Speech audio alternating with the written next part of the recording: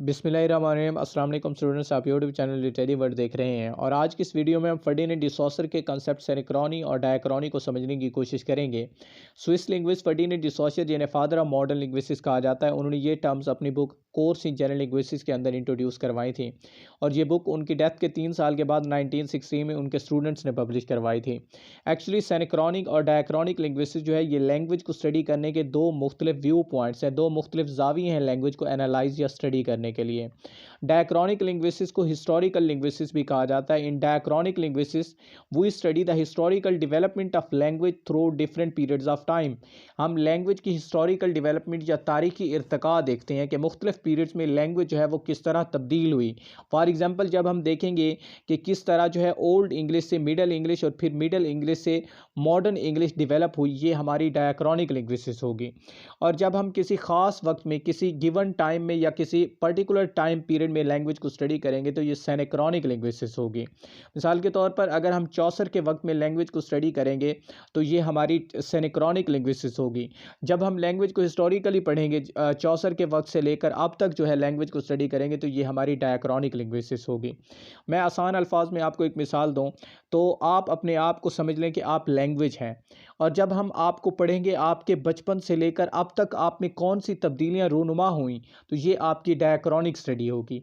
जब हम आपको पढ़ेंगे कि आप 10th क्लास में किस तरह बिहेव करते थे और आप किस तरह बिहेव करते हैं, जब एक ख़ास वक्त में आपकी 10th की एज में या 5th की एज में जब हम आपको पढ़ेंगे तो ये सेनेक्रॉनिक लिंग्विस्टिक्स होगा।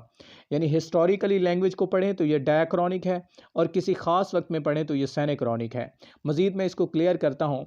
सेनेक्रॉनिक लिंग्विस्टिक्स की डेफिनेशन लिखी हुई है कि is also called descriptive linguistics. उसे हम हिस्टोरिकल लिंग्विस्टिक्स कहते थे और इसे हम डिस्क्रिप्टिव लिंग्विस्टिक्स कहते हैं, क्योंकि डाया का वर्ड जो है इसका मतलब होता है थ्रू टाइम, यानी हिस्ट्री में लैंग्वेज को स्टडी करना। और सेन मतलब, इसका सेन का मतलब होता है हम असरी, यानी किसी ख़ास वक्त में लैंग्वेज को स्टडी करना।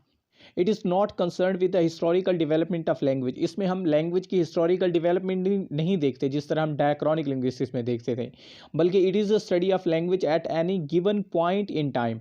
ये हम गिवन पॉइंट में किसी खास वक्त में लैंग्वेज को है स्टडी करते हैं, किसी खास पीरियड में। फॉर एग्जांपल, रेनेसां के दौरान जो है लैंग्वेज किस तरह बोली जाती थी, वहाँ के लोग जो है वो लैंग्वेज को किस तरह यूज़ करते थे, इंग्लैंड के लोग, तो ये हमारी सेनेक्रॉनिक स्टडी होगी।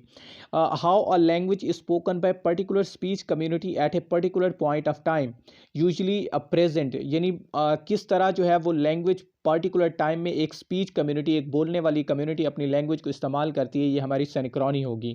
मिसाल के तौर पर जब हम देखेंगे कि ओल्ड इंग्लिश में ग्रामर और सेंटेक्स किस तरह की थी और फिर मॉडर्न इंग्लिश में कौन सी चेंजेस आई, तो ये हमारी सेनेक्रॉनिक स्टडी होगी। नीचे लिखा हुआ है कि synchrony is actually particular point of time, यानी कि जब हम किसी पर्टिकुलर पॉइंट ऑफ टाइम में लैंग्वेज को स्टडी करेंगे, एक ही वक्त में होने वाली तब्दीलियों को देखेंगे, हम असरी तब्दीलियों को देखेंगे, तो ये सेनेक्रॉनी होगी। डायाक्रॉनी का मतलब होता है थ्रू टाइम, तारीखी तब्दीलियों को देखना, ये हमारी डायक्रॉनिक लिंग्विस्टिक्स होगी। और आगे जो है ये फिग बनी हुई है जिससे आपको मजीद जो है ये आइडिया क्लियर होगा। एक्चुअली फर्डिनेंड डिसॉसर से पहले लैंग्वेज को स्टडी किया जाता था हिस्टोरिकली। लैंग्वेज की डेवलपमेंट देखी जाती थी कि लैंग्वेज किस तरह जो है ओल्ड इंग्लिश से मिडल इंग्लिश और फिर मिडल इंग्लिश से मॉडर्न इंग्लिश बनी, या मुख्तलिफ लैंग्वेजेस जो हैं वो एक ही लैंग्वेज से शायद इवॉल्व हुई हूँ, मीन के जिसे प्रोटो लैंग्वेज कहा जाता था। लेकिन सोशर ने कहा कि हम लैंग्वेज को डायक्रॉनिकली तो स्टडी कर रहे हैं, उसकी हिस्ट्री तो जो है हम स्टडी कर रहे हैं, ओल्ड इंग्लिश से मिडल इंग्लिश, फिर मिडल इंग्लिश से मॉडर्न इंग्लिश, ये चीज़ तो स्टडी कर रहे हैं। लेकिन हम एक और चीज़ जो है वो इग्नोर कर रहे हैं कि पर्टिकुलर टाइम पीरियड में लैंग्वेज किस तरह स्टडी जो है वो यूज़ की जाती थी। मीन एंगल्स, सैक्सन, ज्यूट्स जो है वो लैंग्वेज को किस तरह यूज़ करते थे। फिर नॉर्मन कन्क्वेस्ट के बाद लैंग्वेज जो है पर्टिकुलर टाइम में किस तरह बोली जाती थी। फिर आगे जो है मॉडर्न इंग्लिश में आके लैंग्वेज किसी खास वक्त में किस तरह बोली जाती। इस तरह जब हम लैंग्वेज को देखेंगे ये सेनेक्रॉनी होगी। और फर्डिनेंड डिसॉसर का ये कंसेप्ट था कि सेनेक्रॉनी जो है वो मोर इम्पॉर्टेंट है डायक्रॉनी से। जब हम एक इंडिविजुअल यूनिट को समझेंगे तभी जाके हम पूरी लैंग्वेज को है जो है वो समझ सकते हैं। इस तरह जो है हम इंडिविजुअल यूनिट को अगर छोड़ देंगे तो हम लैंग्वेज को जो है अच्छे तरीके से नहीं समझ पाएंगे। Diachronic linguistics is study of historical development of language across time, while study of language at one period of time is called synchronic linguistics. और कि it is static like a picture frame. Synchronic synchronic linguistics जो है ये एक static होती है, यानी ये मूव नहीं करती। और जो डायक्रॉनिक लिंग्विस्टिक्स इसमें हम मूव करते हैं। मिसाल के तौर पर ये डायक्रॉनिक लिंग्विस्टिक्स है, इसमें हम मूव कर रहे हैं एक्स एक्सेस से वाई एक्सेस के दरमियान। लेकिन जब हम एक ख़ास वक्त में इस जगह आके लैंग्वेज को स्टडी करते हैं, ये हमारी सिंक्रोनिक लिंग्विस्टिक्स होगी। ये स्टैटिक यहाँ खड़े होकर हम लैंग्वेज को स्टडी करते हैं, ना हम आगे मूव करते हैं ना हम पीछे मूव करते हैं। लेकिन इन डायक्रॉनिक लिंग्विस्टिक्स पे देखते हैं तो हम पास्ट में भी देखते हैं और फिर आगे फ्यूचर को भी देखते हैं कि लैंग्वेज जो है वो मीन के आगे जो है वो किस तरह इस्तेमाल हुई।